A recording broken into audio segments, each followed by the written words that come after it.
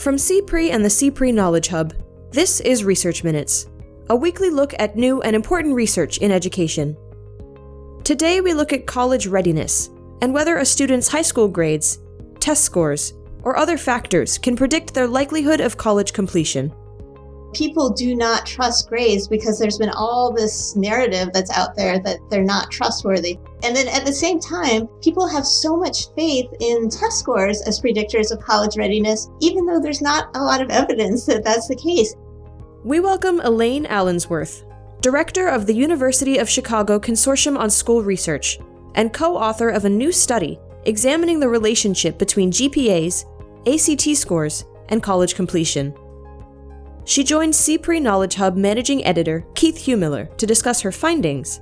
The relationship between students' individual ACT scores and their college outcomes was weak. In fact, at some schools, the relationship is 0, and it even gets negative at a number of schools. And some important implications for education policy and future research. So if states are judging their policies and their programs using students' standardized test scores, they're probably not getting a very good signal on the actual effects on students' college readiness, and it's probably an inconsistent signal given that the relationship is different across high schools. That's right now on Research Minutes.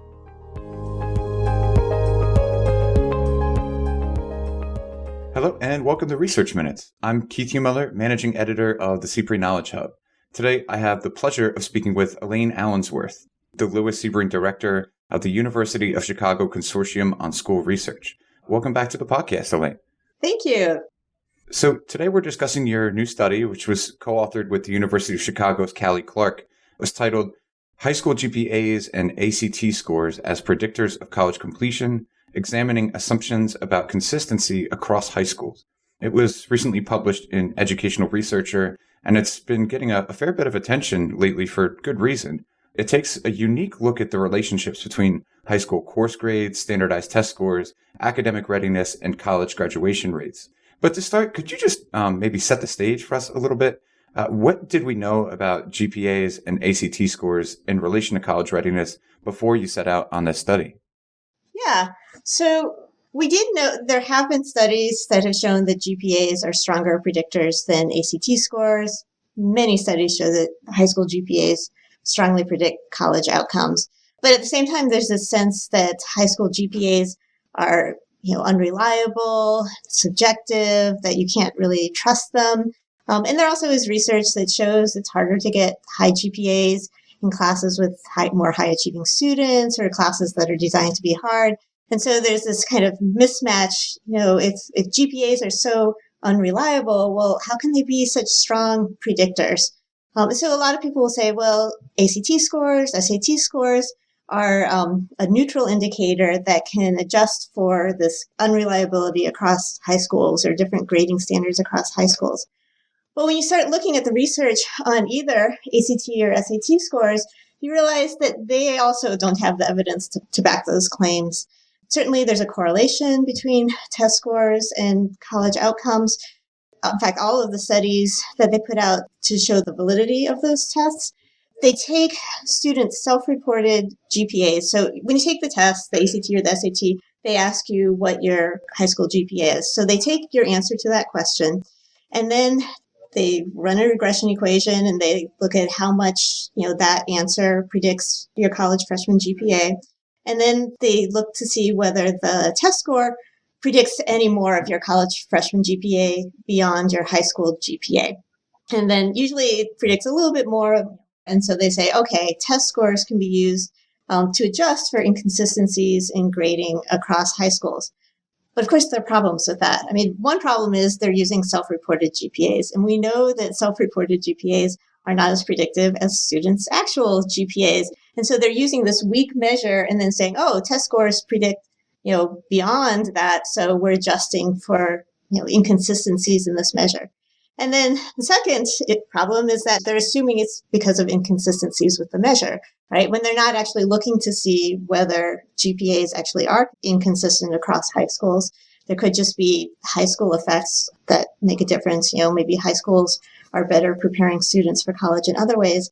But beyond that, and even more importantly, they don't put the test scores through the same tests. So if they reversed what they did and they looked at the predictivity of test scores with the college outcomes and then looked to see whether high school grades improved the prediction, they would actually see the same thing, and actually even more so. And yet I don't think they would say that test scores, have a different meaning across high schools, right?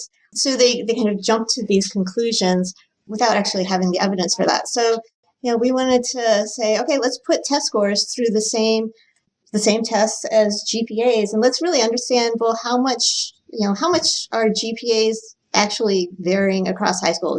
How much is their meaning as indicators of college readiness depend on which high school you went to? And then let's do the same thing for test scores, because people assume that they have the same meaning because everyone takes the test under the same conditions with the same questions. But you could prepare for the test in very different ways that could have very different meanings for how likely you are to succeed in college. And, schools could be really narrowly focusing on the content of the test or test-taking skills, and then that might not translate into how well students do in college. So we also could see that test scores have variable meaning or are unreliable across high schools. So just how important an issue do you think this is? What really has drawn me to this research is just how important the answers to these questions are for students and are for school practice. We have educators who really want to support students to succeed in college, and we'll show them research on how important it is for students to be really engaged in class and earning strong grades in high school, and saying, hey, you really should be using students' grades as indicators of college readiness and really supporting students to be earning high grades. And every time we talk to educators or policymakers, the very first question we get is, oh, but aren't they subjective? People do not trust grades because there's been all this narrative that's out there that they're not trustworthy. So here we have an indicator that's really, really important, and people are dismissing it. And then at the same time, people have so much faith in test scores as predictors of college readiness, even though there's not a lot of evidence that that's the case. And so you have highly resourced students taking these tests over and over and over again, taking test prep classes, multiple test prep classes, sometimes as early as 9th grade, even in a middle school. They hate it. They're bored. It's excruciating, but they feel like it's so important because those test scores are so important. And then you've got other students, not from highly resourced families, who don't even realize they're competing against students who are doing this. And then they're looking at the scores as measures of their self-worth, and they're ready and taking those as signals for their readiness for college. And if we don't have strong evidence that they're good signals, that's sending messages to students that can be giving them really false information, and we can be diverting educators from doing work that's really important around supporting students' strong engagement in classes, spending just a lot of time on test prep and narrowing the curriculum down to just a few tested subjects. So in this study, you set out to measure the strength and consistency of high school GPAs in a few different ways. Could you give us maybe a general overview of your approach to this work and the scope of the study? Yeah. So when people say that high school GPAs are unreliable as indicators of college readiness across high schools, there could be different things that they're thinking of, right? So one could be that all students at some high schools are more prepared or more likely to succeed than students from other high schools. So regardless of what your high school GPA is, a student with a 3.0 at one high school is more likely to succeed than a student with a 3.0 at another high school. And likewise, a student with a 2.0 at that first high school is going to be more likely to succeed than a student with a 2.0 at the other high school. So that would say there's something about the high school that is making students more prepared. And so that's why, and maybe you might think, oh, just overall the curriculum is more rigorous at, the first high school than the second high school. So students' GPAs are all going to be deflated at the more rigorous high school potentially. Or, you might think, well, the actual relationship, the slope of the relationship between high school GPAs and college outcomes might differ by high school. So at some high schools, maybe grading is inconsistent, it's, chaotic. And so GPAs don't really distinguish very much between students and tell you who's more ready than others. While at other schools, maybe there's much more consistency across teachers, and you get this very clear relationship where students with higher GPAs are more likely to succeed than others. So we looked at both those things, right, to see, are there these overall school effects, or is the slope of the relationship different across high schools? And then we did the same thing with test scores, because you could think the same thing based on test scores, because there has been a little bit of research that says the average test scores, or times people will use average economic background of students as an indicator of school quality, and they'll say that that's predictive of how students will do. So we wanted to know, well, is it the student's individual score, or is it again something about the school that's making a difference? So your team came away with a number of different findings, including that students with the same GPA or the same ACT score can graduate from college at significantly different rates depending on the high school they attended. So can you walk us through what you learned? So we did find that there are substantial school effects, so that students with either the same GPA or the same ACT score graduate college at different rates based on which high school they went to. And they're pretty large too. So there's something about students' high school that matters for college graduation that is not picked up by either measure alone or in combination. So the next question is, well, what is that? And so we did try to explain those school effects. We looked to see to what extent those school effects were related to school average ACT score, average GPA, and average economic status of the students. And we found that about half of those school effects, about half the size, were explained by either the average ACT scores of students at the school or the average economic status of students at the school. So even though we found that students' individual ACT scores were not very predictive of college outcomes, the school average ACT score is predictive.